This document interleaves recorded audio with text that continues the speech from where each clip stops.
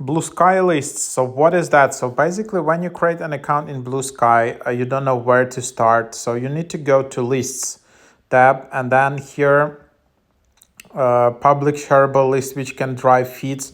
So these are the lists by Bluesky or by yourself, which you can just create and just have it and follow people, in a yeah, in that. So these are also like your feeds. So this is a different thing.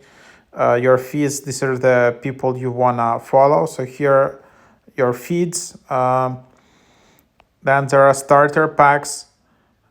That's just starter pack for me, and then you can create another starter pack for other users. So these are basically all accounts which you wanna follow.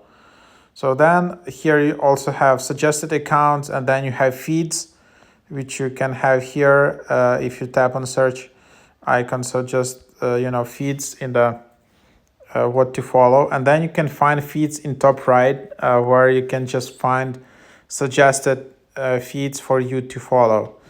So yeah, there are a lot of functionality around this in a Bluesky app to basically to discover a lot of new interesting accounts.